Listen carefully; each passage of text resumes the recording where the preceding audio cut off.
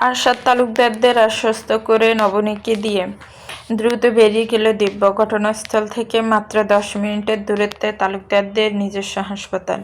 সেই পথটুকু যেন দিব্যর কাছে মনে হলো মাইলের পর মাইল। নবনীকে পাজাখোলা করে যখন সে হাসপাতালের করিডোর দিয়ে এগিয়ে যাচ্ছে, তখন সবার কৌতূহলী দৃষ্টির চেয়েও ওর কাছে নবনীর নিস্তব্ধ মুখটাই বেশি ভারী মনে হচ্ছিল। করিডোরে দেখা হয়ে গেল সিনিয়র নার্স অরুণিমার সঙ্গে। দিব্যকে তিনি ভালো করেই চেনেন, কিন্তু তার কোলে এক অপরিচিতা। রমণীকে এভাবে দেখে বেশ অবাক হলেন। ত্বরিত পায়ে এগিয়ে এসে জিজ্ঞেস করলেন, স্যার উনি? কি হয়েছে ওনার? অরুণিমা নবনীকে চেনেন না, তাই দিব্যর কোলে তাকে দেখে বিস্মিত হওয়াটাই স্বাভাবিক। দিব্য পরিস্থিতিটা আজ করে অত্যন্ত শান্ত গলায় বলল, উনি মিসেস দিব্য তালুকদার। অরুণিমা, জলদি কাব্য অথবা অন্য কোনো ডাক্তারকে ডেকে পাঠান, আর আমাকে একটা খালি কেবিনের ব্যবস্থা করে দিন। অরুণিমা উত্তর দিল, স্যার ওদিকের কেবিনটা ফাঁকা আছে, ওখানে নিয়ে চলেন। তবে সমস্যা হলো এই মুহূর্তে কোনো ডাক্তার পাওয়া বড্ড কঠিন। আগুনের ঘটনায় অনেক রুগী এসেছে, কাব্য স্যারও এদিকেই ব্যস্ত। অবশ্য আপনি বললে উনি নিশ্চয়ই আসবেন। আমি কি ডেকে আনবো? দিব্যর কপালে চিন্তার ভাঁজ পড়ল। নবনীর জ্ঞান এখনো ফিরছে না, কিন্তু ওপাশে আগুনে পোড়া মুমূর্ষ মানুষগুলোর গুরুত্ব সে অস্বীকার করতে পারল না। সে জানে ওই মানুষগুলোর এখন ডাক্তারকে বেশি প্রয়োজন। দিব্য নিজেকে সামলে নিয়ে বলল, সমস্যা নেই, ওখানে যারা কাতরাচ্ছে ওরাও আমার পরিবারের মতোই। সবাইকে বলে দাও ওদের চিকিৎসায় যেন কোনো ত্রুটি না থাকে। নবনী সম্ভবত প্রচণ্ড মানসিক আঘাতে জ্ঞান হারিয়েছে। ভয়ের কিছু নেই তো? কি মনে হয় আপনার?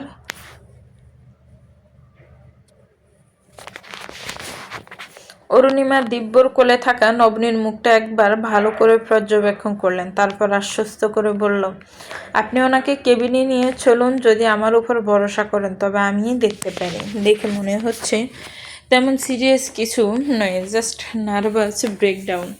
দিব্য মুহূর্তকাল দ্বিধা করল, তারপর নবনীর ম্লান মুখের দিকে তাকিয়ে দীর্ঘশ্বাস ফেলে বলল, ঠিক আছে, তাই হোক।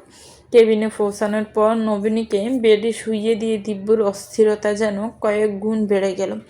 অরুণিমা শান্ত মাথায় নবনীকে পরীক্ষা করছিলেন। এক পর্যায়ে ধৈর্য হারিয়ে দিব্য বলে উঠল, এখনো জ্ঞান ফিরছে না কেন অরুণিমা? প্রায় 15 মিনিট হয়ে গেলেও ও সংজ্ঞাহীন। এতটা সময় তো স্বাভাবিক না। কোনো ভয়ের কিছু নেই তো? নাকি আমি অন্য কোনো হাসপাতালে নিয়ে যাব?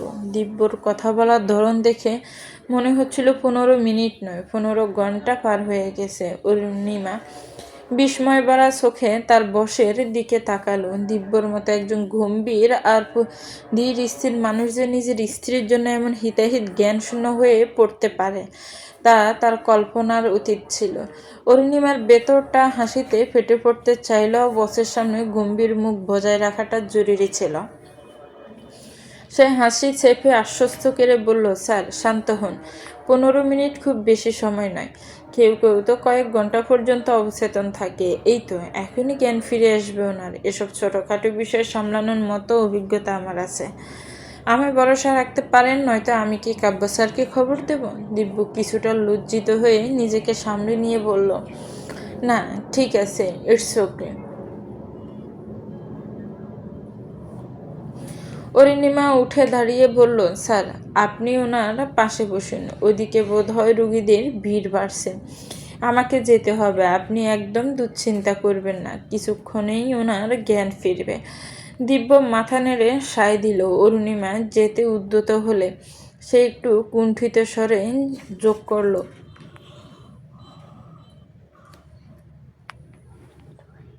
আমার হাতটাও কিছুটা পুড়েছে, যদি একবার দেখতেন। অরুণিমা আঁতকে উঠল। নিজের হাত জ্বলসে গেছে, অথচ লোকটা এতক্ষণ মুখ ফুটে একটা শব্দ উচ্চারণ করেনি। ও তড়িঘড়ি করে তিব্বর হাতটা পরীক্ষা করলো। কনুইয়ের নিচের বেশ খানিকটা জায়গা আগুনে জ্বলসে গেছে। দ্রুত হাতে ওষুধ লাগিয়ে জায়গাটা ব্যান্ডেজ করে দিয়ে কাব্যর কাছে থেকে প্রেসক্রিপশন লিখিয়ে নেওয়ার পরামর্শ দিয়ে বেরিয়ে গেল। কেবিনে এখন কেবল তারা দুজন। দিব্য নবনীর পাশে এসে বসল। নিস্তেজ হয়ে শুয়ে থাকা নবনীকে দেখে মনে হচ্ছিল সে গভীর ঘুমে আচ্ছন্ন। দিব্য চোখের সামনে বারবার বেশি উঠছিল কিছুক্ষণ আগের সে দৃশ্য, নবনীর পাগলের মতো আর্তনাদ আর কান্না।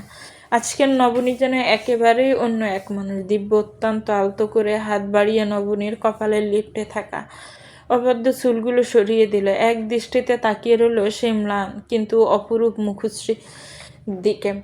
ভ্রু শুভ্র গায়ের রং টিকল না, নাক আর গোলাপের পাপড়ির মতো পাতলা ঠোঁট। নিঃসন্দেহে এই মেয়েটিকে পৃথিবীর অন্যতম সুন্দরীদের কাতারে ফেলা যায়। দিব্য নিজের হাতটা নবনীর গালের কাছে নিয়ে পরখ করল।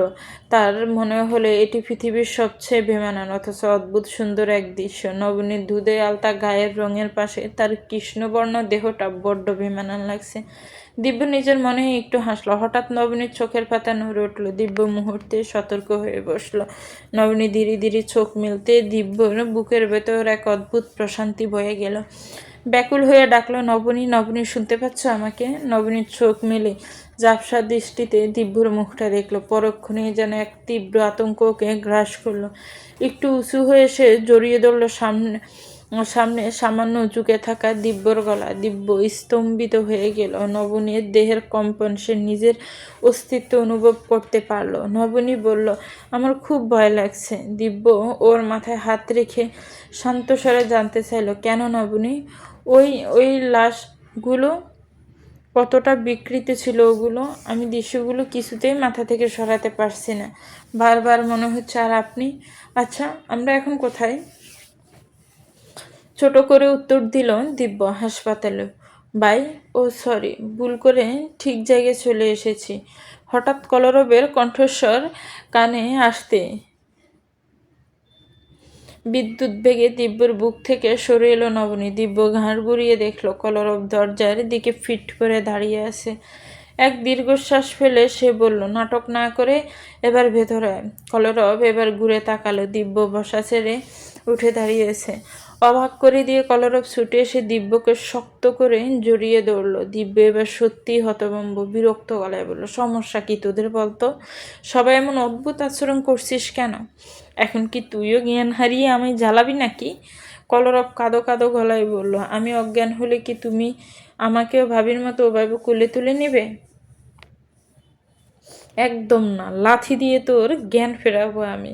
কলরব একটা দীর্ঘশ্বাস ফেলে বলল, জানি তো সবসময় আমার সাথে যত বৈষম্য হয়। এবার আমাকে ছাড়। নাটক না করে কি বলবি বল। নবনী দুই ভাইয়ের এই খুনসুটি দেখে অবাক হলেও মনের এক কোণে প্রশান্তি অনুভব করলো। ওদের সম্পর্কটা সহজ হয়েছে। তবে পরক্ষণে কলরবের মুখটা গম্ভীর হয়ে গেল। তার চোখ দুটো ছলছল করছে। সে মাথা নিচু করে ধরা গলায় বলল, ভাইয়া, আই এম সরি। প্লিজ আমাকে মাফ করে দাও। ওই দিন আমার মাথা ঠিক ছিল না। আর যখন সবাই বলছিল তুমি আগুনের ভেতর আটকে পড়ে আছো, আমার দম বন্ধ হয়ে আসছিল। আব্বু চিৎকার করে কাঁদছিল, কিন্তু আমি কাঁদতে পারছিলাম না। তার মানে এই না যে আমি তোমাকে ভালোবাসি না। বিশ্বাস করো ভাই, আমার মনে হচ্ছিল ওই আগুনে ঝাঁপ দিয়ে তোমাকে বের করে আনি।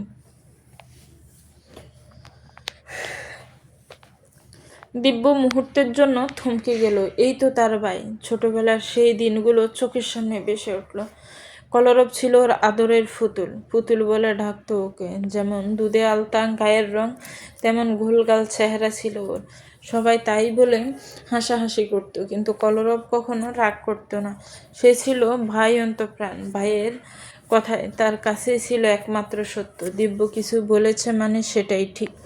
দিব্যা আলতো করে কলরবের কাঁধে হাত রাখলো। কলরব মুখ ফিরিয়ে নিজের চোখের পানি আড়াল করার চেষ্টা করলো। দিব্য নরম স্বরে বলল, আমি তোর উপর এক ফোঁটাও রাগ করিনি। শুধু শুধু কেন মাপ চাইছিস? কলরব মাথা নেড়ে বলল, হুঁ, আমি জানি তুমি রাগ করেছিলে। দিব্য মৃদু হেসে কলরবের পিঠে চাপড় দিল, একটু বেশিই বুঝিস তুই। চল এবার বাড়ি ফিরি। কিন্তু তুই আবার হাসপাতালে আসতে গেলি কেন? আমি তো বাড়িতে আসতামই। কলরব হাতের উল্টো পিঠে চোখ মুছে ফেলল। বলতে পারল না যে ভাইয়ের জন্য তার বুকটা কতটা অস্থির হয়েছিল। সে হাসি মুখে প্রসঙ্গ পাল্টে দিয়ে বলল, ভাবি ওভাবে অজ্ঞান হয়ে গেল, তাই ভাবলাম বড় কোনো সুখবর আছে কিনা সেই উত্তেজনায় চলে এলাম। পুরো কথাটা মাথায় আসতেই দিব্যর কপাল কুঁচকে গেল।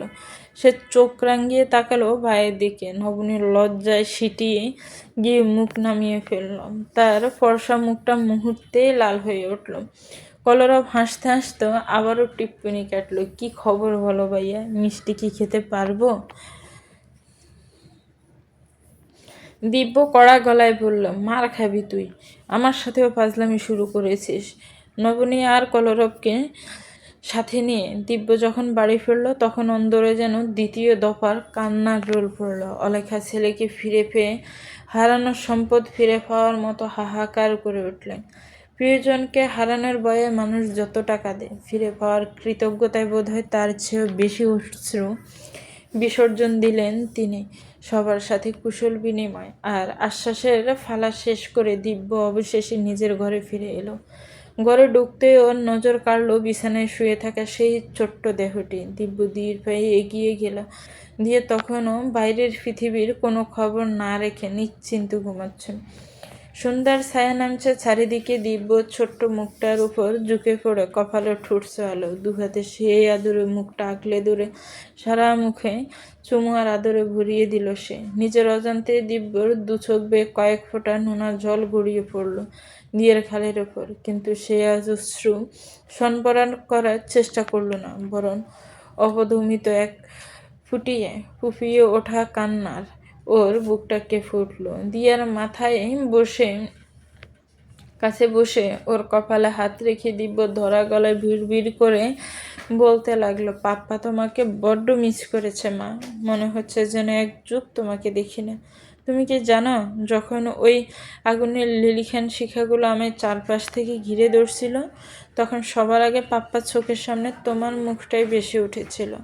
আমার বারবার মনে হচ্ছিল আমি আর কোনোদিন তোমার মুখটা দেখতে পাবো না, কোনো দিন তোমাকে কোলে নিয়ে আদর করতে পারবো না, তোমাকে কাঁধে বসিয়ে ঘুরে বেড়াতে পারবো না। সেই ভাবনায় মৃত্যুর আগেই আমি মৃত্যু যন্ত্রণা পাচ্ছিলাম মা। পাপ্পা, আই লাভ ইউ ইনফিনিটি। তুমি আমার বেঁচে থাকার একমাত্র অবলম্বন, আমার সবচেয়ে দামি সম্পদ। আমার কাছে এই পৃথিবীতে সব কিছুর আগে তুমি। পাপ্পা, তোমার সাথে আরও অনেক অনেক সময় কাটাতে চাই শোনা। হঠাৎ কারো পায়ের শব্দে দিব্যর কথাগুলো থেমে গেল। সে তড়িঘড়ি করে হাতের উল্টো পিঠে চোখের পানি মুছে নিজেকে স্বাভাবিক করে নিল। নবনী ঘরে ঢুকছে, সে এগিয়ে এসে বলল, আপনি এই অবস্থায় ওকে কেন ছুলেন? আগে তো একটু ফ্রেশ হতে পারতেন। আপনি বরং গোসল করতে যান, আমি ওকে ডেকে তুলছি। এমনিতে আজও অনেক বেশি ঘুমিয়েছে। দিব্যর আর্ত চোখের কোণ আর চেহারার ভঙ্গি দেখে নবনী কিছুটা আঁচ করতে পারল। দিব্য তালুকদার যে তার মেয়ের জন্য কতটা পাগল তা নবনীর অজানা নয়। দিব্য মৃদু মাথা নেড়ে সায় দিয়ে উঠে দাঁড়ালো। ঠিক তখনই নবনীর নজর গেল দিব্যর হাতের ব্যান্ডেজটার দিকে। আশ্চর্য, এতক্ষণ এই ক্ষতটা তার নজরেই আসেনি। সে অস্থির হয়ে শুধল, আপনার হাতে কি হয়েছে? দিব্য নির্বিকার ভঙ্গিতে উত্তর দিল, সামান্য পড়েছে, তেমন কিছু না। নবনীর মনে এবার একরাশ লজ্জার অনুশোচনা দানা বাঁধল। মানুষটার হাত পড়েছে, আগুনের সাথে লড়াই করে ফিরেছে, অথচ জ্ঞান হারালো কিনা সে? শুধু জ্ঞান হারানোই নয়, দিব্যর এই আহত শরীরটা উপর ভর দিয়ে সে তো হাসপাতাল পর্যন্ত গেল। নবনী অপরাধীর মতো মাথা নিচু করে ক্ষীণ স্বরে বলল, আপনাদের বোধহয় বেশ ক্ষতি হয়েছে, তাই না? আব্বু নিচে বলছিলেন। দিব্য একটা দীর্ঘশ্বাস ফেলে বলল, হ্যাঁ, ক্ষতি তো কিছুটা হয়েছে। যাই হোক, ওসব নিয়ে পরে ভাবা যাবে, আমি একটা গোসল দিয়ে আসি।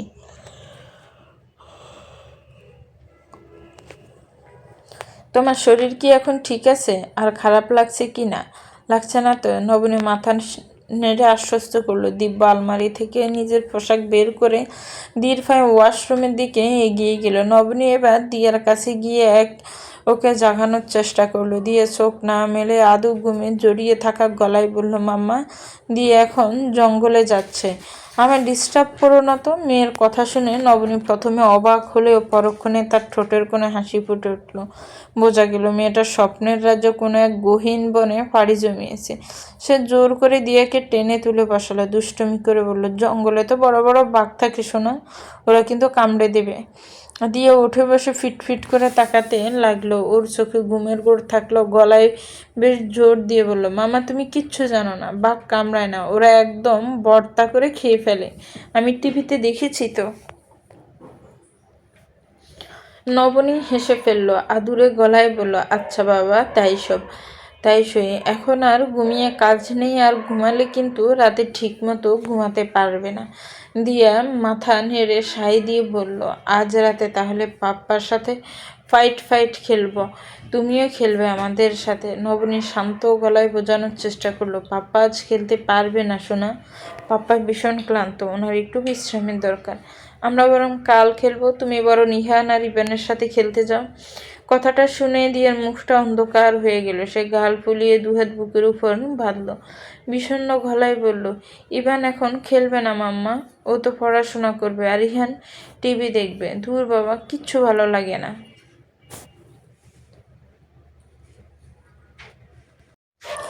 মেয়ের অভিমানী রূপ দেখে নবনী যেমন মজা পেল, তেমনি এক ধরনের অস্থিরতাও কাজ করতে লাগলো। ঠিক সেই মুহূর্তে আশ্রম থেকে বের হয়ে এলো দিব্যা। ভেজা চুলে তোয়ালে ঘষতে সে এগিয়ে এসে শুধালো, কি সমস্যা? আমার মাম্মাতে দেখছি উঠে পড়েছে, কিন্তু কি ব্যাপার? আমার প্রিন্সেসের মুখটা এমন বার হয়ে আছে কেন? দিয়া জানালো, দিয়া খেলবে পাপ্পা। দিব্য মেয়েকে কুলে তুলে নিল, বলল, আচ্ছা তো দিয়ে কি খেলবে? ডিসুম ডিসুম। দিব্য হেসে মাথা নেড়ে সায় দিল, ওকে চলো এখনই খেলবো আমরা। নবনী অবাক হয়ে তাকিয়ে রইল। সে চেয়েছিল দিব্যকে কিছুটা বিশ্রাম দিতে, কিন্তু দিব্য যেন মেয়ের কাছে সব ক্লান্তি ভুলে গেছে। দিব্য নিজের হাতের ভেজা তোয়ালেটা নবনীর হাতে ধরিয়ে দিয়ে দিয়াকে নিয়ে হাসি মুখে ঘর থেকে বেরিয়ে গেল। নবনী শুধু চেয়ে রইল সেদিকে। সেই দুপুরের পর নিজানা একবার যে ঘরের দরজা লাগিয়েছিল, তারপর আর বাইরের পৃথিবীর মুখোমুখি হয়নি। কুহু বেশ কয়েকবার ডাকলেও নিজানা যায়নি। আর কলরব, সে তো একবারের জন্য ঘরের ত্রিসীমানায় আসার প্রয়োজন বোধ করেনি। বাড়িতে কি ঘটেছে না ঘটছে তা নিজানার অজানা। ফেরার পর প্রচণ্ড অভিমানে কয়েকটা সময় কেঁদেছে সে। তারপর একসময় ক্লান্তিতে ঘুমিয়ে পড়েছে। রাতে খাওয়ার জন্য মৌনিতার কুহু ডাকাডাকি করলেও সে ওঠেনি।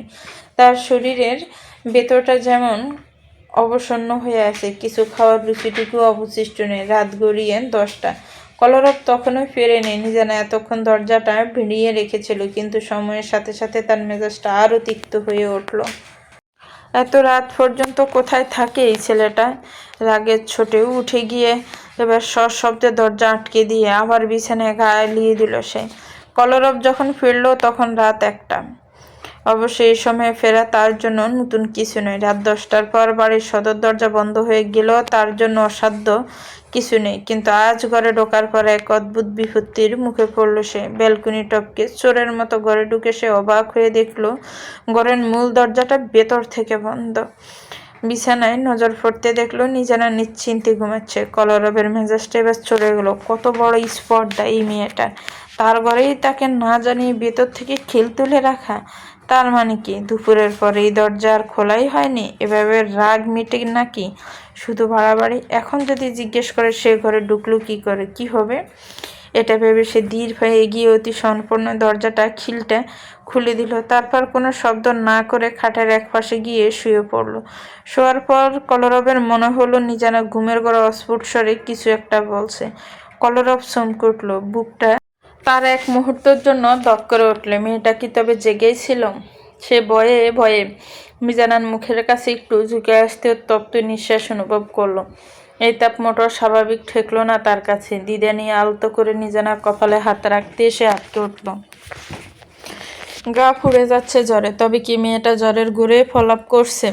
কলরব এবার ভেতরে কিছুটা সংকুচিত হলো। অনুশোচনা নাকি কি কর্তব্যবোধ তা সে জানে না। তবে নিচু গলায় কয়েকবার তাকে ডাকল। নিজানা অনেক কষ্টে তার চোখের ভারী ফাতা দুটো খুলে তাকালো। কলরবের আবছা অবয়ব দেখে অত্যন্ত ক্ষীণ আর নিচু গলায় বলল, কি হয়েছে? আমাকে কেন বিরক্ত করছো? কলরব দীর্ঘশ্বাস ফেলে শুধালো, তোর গায়ে কি জ্বর এসেছে? নিজানা নির্লিপ্ত ভঙ্গিতে জবাব দিল, আমি জানি না। তুই জানবি না তো কে জানবে? নিজানা আর কোনো উত্তর দেওয়ার শক্তি পেল না। কলরব বিছানা ছেড়ে উঠে ঘরের মূল আলোটা জ্বেলে দিল। তীব্র আলো নিজানার চোখ দুটো আরও কুঁচকে এলো। কলরব ওকে ধরে এক ফোঁকা জোর করে বসিয়ে দিল। নিজানা ঠিক বুঝে উঠতে পারছিল না ওর সাথে ঠিক কি হচ্ছে। প্রচণ্ড বিরক্তি নিয়ে চোখ মেলে তাকালো। কলরবের কপালে বিরক্তির বাঁধ। নিজানা তপ্ত গলায় বলে উঠল, তোমার সমস্যাটা কি? কলরব কোনো তর্কে গেল না। সে উঠে গিয়ে ড্রয়ার হাতরে থার্মোমিটারটা বের করে আনলো। ওটা নিয়ে নিজানার পাশে ছুটে গিয়ে বলল, মনে হচ্ছে ভালোই জ্বর এসেছে, চেক করে দেখ। নিজানার বিরক্তির ভ্রুকুটি এবার কিছুটা শিথিল হয়ে এলো। রাগের জায়গায় এবার এক অজানা চিন্তা ভর করলো ওর মনে। কথা না বাড়িয়ে সে যন্ত্রটা হাতে তুলে নিল। ঘরে কিছুক্ষণ নিশ্চিব্দ নীরবতা বিরাজ করলো। থার্মোমিটারে তীক্ষ্ণ ফিপ ফিপ শব্দে সেই নিস্তব্ধতা ভাঙলে ওটা চোখের সামনে দৌড়তে নিজানা চমকে উঠল। কলরব উৎসুক হয়ে জিজ্ঞেস করলো, কত দেখাচ্ছে? নিজানা শুকনো গলায় ছোট করে উত্তর দিল, 103। কলরব বিস্ময় নিয়ে বলল, 103 ডিগ্রি জ্বর নিয়ে তুই দিব্যি নাক ডেকে ঘুমাচ্ছিস? তুই কি মানুষ? নিজানা কিছু বলার জন্য মুখ খুলতে চাইলো, কিন্তু ঠিক সেই মুহূর্তে ওর ভেতরটা উলট ফালট করে গা গুলিয়ে এলো। সে তড়িগড়ি করে বিছানা ছাড়তে গেল। আচমকা পা টলে উঠল। দপ করে আবার খাটের উপর বসে পড়ল সে, কিন্তু বমি ভাবটা কিছুতে সামলাতে পারছিল না। এবার দাঁতে চিপে সর্বশক্তি সঞ্চয় করে দ্রুত পায়ে ওয়াশরুমের দিকে ছুটে গেল। প্রায় সারাদিন পেটে দানা পানি কিছু না পড়ায় কেবল তিতকুটে জল বের হয়ে এলো গলা দিয়ে। কলরব বাইরে দাঁড়িয়ে কিছুটা উলুচ্ছু গলায় বলল, আমি ওষুধ নিয়ে আসছি। নিজানা শুনল ঠিকই, কিন্তু প্রত্যুত্তর করলো না। কলরব উত্তরের জন্য অপেক্ষা করলো না। দ্রুত পায়ে কাব্যর ঘরের দরজায় গিয়ে সশব্দে করাঘাত করতে লাগলো। মাঝরাতে অন্য কেউ হলে হয়তো কুণ্ঠাবোধ করত, কিন্তু কলরবের মনে সংকোচের লেশ মাত্র নেই। সে অস্থির হয়ে কাব্য আর মনিতাকে ডাকতে লাগলো। খানিক বাদে মনিতা চোখ কসলাতে কসলাতে দরজা খুলে দিল। কলরবকে দেখে অবাক হয়ে শুধালো, কি হয়েছে ভাইয়া, কোনো দরকার? মনিতার পেছনে কাব্য এসে দাঁড়িয়েছে। কলরব বলল, নিজানার জ্বর এসেছে, ওষুধ লাগবে। কাব্য কিছুটা ঘাবড়ে গিয়ে বলল, বলিস কি, জ্বর মেপেছিস? কত উঠেছে? 103। 103? এতটা জ্বর? কাব্যর কপালে দুশ্চিন্তার বাজ পড়ল। মনিতা ফাঁস থেকে আফসোসের সুরে বলল, দুপুরে তো একদম কাকভেজা হয়ে কলেজ থেকে ফিরেছিল। বৃষ্টির পানিতে জ্বর এসেছে মনে হয়। মেয়েটা সারাদিন দানা পানিও কিছু পেটে দেয়নি। আমি ডাকতে গিয়েছিলাম, ও বলল ভালো লাগছে না। শরীর খারাপ থাকলে কি আর কারো কিছু ভালো লাগে? আমার তখনই জোর করে দেখা উচিত ছিল। ইস। কাব্য একটা দীর্ঘশ্বাস ফেলে ঘরের ভেতর গেল ওষুধের সন্ধানে। মনিতা আবার বিছানায় গা এলিয়ে দিয়েছে। কাব্য ওষুধ হাতে ফিরে এসে কলরবকে বলল, আগে ওকে সামান্য কিছু খেতে দিস, তারপর ওষুধ, খালি পেটে দিস না। কলরব মাথা নাড়ল, কিন্তু তার দ্বিধা কাটল না। সে আমতা আমতা করে নিচু গলায় বলল, জ্বর আসার কি অন্য কোনো কারণ হতে পারে? ও ঘুমিয়েও করছে আসলে। ওই কাল রাতে আমরা কাব্যর সাথে কলরবের সম্পর্কটা বন্ধুর মতো সহজ হলেও এই কথাটি বলতে গিয়ে সে প্রচণ্ড সংকোচ বোধ করতে লাগলো। কাব্য মুহূর্তকাল চুপ করে রইল। পরের মুহূর্তে সবটা আঁচ করতে পেরে তার চোখ মুখ রাগে লাল হয়ে উঠল। মনিতা ঘুমিয়ে পড়েছি কিনা একবার দেখে নিয়ে সে নিচু গলায় বলল, দাঁতে ফিসে বলল, হারামজাদা, তোকে না জোর করে বিয়ে দেওয়া হয়েছিল? একেবারে বাচ্চা একটা মেয়ে, সামান্যতম কাণ্ডজ্ঞান কি তোর নেই?